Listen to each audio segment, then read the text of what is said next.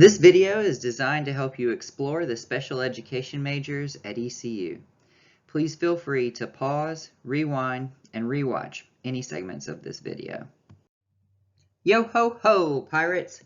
Welcome to the Explore a Major presentation for special education with the ECU College of Education. My name is Ethan Hutchinson. I'm the advisor for the special education majors.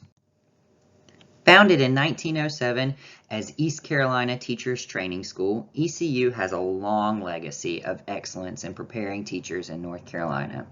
We are proud of all of our graduates and eager to invite you to be a part of that legacy also. The College of Education Academic Success Center houses administration for our scholars and living and learning community, for our professional development for both students and clinical teachers, and the College of Education Academic Advising Team, as you can see us here. We are located in the Rivers Building, room 138, which is the easternmost building on main campus. You can reach the advisors by emailing coeadvising@ecu.edu or by calling area code 252-328-0067. Our website hosts much of the information that we are going to review today, including plans of study, practicum and internship information, upper division information, and the teacher education handbook. The link to our website is listed here, and I will also include the links to websites for all of the information that we review today at the bottom of each of the slides. Again, my name is Ethan, and I'm that second advisor from the left, the fellow with the beard. So what can your advisor do for you? Well, my main role and goal is to support your success at ECU. Each student is a unique individual with aspirations and needs that are unique to them. Your advisor is there to help you as you navigate the courses for the major and the general education requirements, practicums, extracurricular activities, and campus resources. Basically, if you have a question about anything in the major or about ECU generally, your advisor can be your first stop for information. And if I don't personally know the answer to your inquiry, it's my job to know who does. Think of me as a human Google just for ECU. So, come on. Let's go capture your horizon. Special education at ECU offers two majors, one in the general curriculum and one in the adapted curriculum. Both of these majors earn a Bachelor of Science and lead to a kindergarten through 12th grade license. Both of these majors place a high emphasis on research-based instructional strategies, effective assessment practices, technology integration, and student advocacy. General curriculum teachers work with students who have high incidence disabilities and may benefit from a resource setting in school, but who are ultimately pursuing a high school diploma track curriculum. In this major, candidates also complete coursework for a kindergarten through 12th grade reading license. Adapted curriculum teachers work with students who have low incidence disabilities. Usually these teachers are teaching in self-contained classrooms with students who are following, as the name implies, an adapted curriculum, which follows the state standards for a certificate of completion, but does not result in a high school diploma.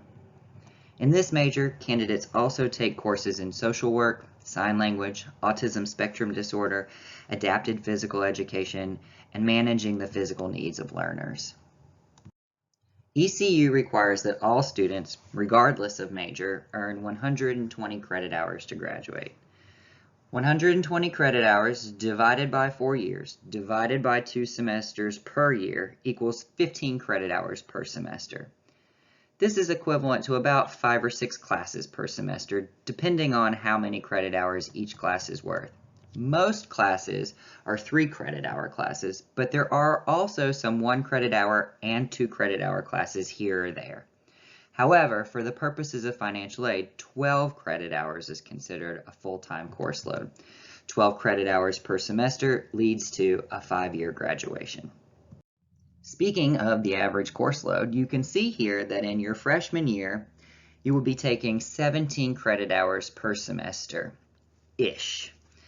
This may vary from student to student based on other credit they may bring from the community college dual enrollment program or AP exams and the like. What you see here is a sample plan of study for a SPED major. In the first 2 semesters of a SPED major at ECU, students are predominantly working on completing the university general education requirements, the classes that ensure all ECU graduates, regardless of major, are well-rounded undergraduate degree holders. General education requirements include writing composition, math, natural sciences, social sciences, fine arts, humanities, and physical education and health. SPED students also take 2 introductory SPED classes in their first year, SPED 2000, Introduction to Exceptional Children, and SPED 2123, Early Experiences for Prospective Teachers. These classes introduce students to the incidents, causes, education, and rehabilitation of exceptional children. They also explore the differences between the adapted and general curriculum. So, if you're not yet sure which one is right for you, that is okay. We will help you in that discernment process. There are some notables about all College of Education majors that we like to point out. The SPED 2123 class, as I mentioned, is called Early Experiences for Prospective Teachers. In this class, not only will you explore the differences between the general and adapted curriculums, but also this course provides a comprehensive overview of the licensure and major curriculum, as well as your first practicum experience. During the practicum, you'll go into the local public school classroom and observe teaching and learning in a special education setting. You may have noticed that some courses on the freshman plan of study had an asterisk to the left of them. The asterisks indicate courses that are tied to your license through the State of North Carolina Department of Public Instruction. Licensure classes must be passed with a grade of C or better. All other courses, like general education or elective courses, may be passed with a D- or better. While no College of Education major requires a foreign language or a minor, students may work with their advisor to add elective courses to their plans of study if they have a particular interest in another area, such as a foreign language. As I mentioned in the previous slide, SPED 2123 is the first class in which SPED students complete field work in one of the local public school systems. The ECU College of Education believes that students should have experience in the classroom early and often. So we have scaffolded practicum and internship experiences through the 4 years. We sometimes think of this as a swimming pool model. In SPED 2123, you're starting out on the edge of the pool deck, simply looking out into the pool and observing the other swimmers. As you move into your sophomore year, you wade into the shallow water and start working on your stroke and blowing bubbles underwater by teaching a few short lessons during your practicums. In junior year, you're swimming all the way to the middle of the pool where you might not be able to touch the bottom anymore, and you're teaching longer lessons in the public school classrooms. Don't worry, there are lifeguards on duty in the form of clinical classroom teachers and university supervisors. For your senior year, you're treading water in the deep end and perfecting your stroke via what most people refer to as student teaching.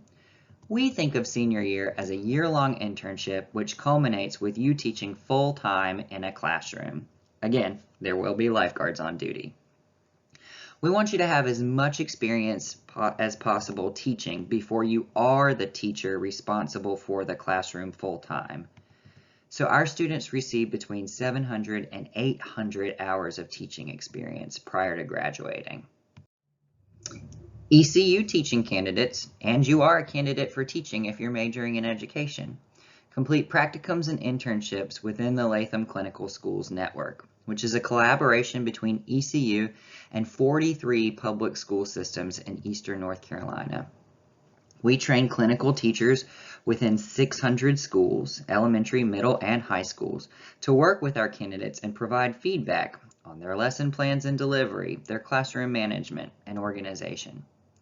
Students are able to select their preferred county for internship, provided that they do not request a school that they personally attended or that a relative works in. Now, alongside real-world experience in the classroom, ECU also offers MURSION practice. MURSION is a virtual reality simulation software that allows our students to practice lesson plans, classroom management strategies, and parent-teacher meetings with avatars. While some classes require immersion hours, students are also able to schedule appointments to fine-tune any of their lesson delivery for any class at any time.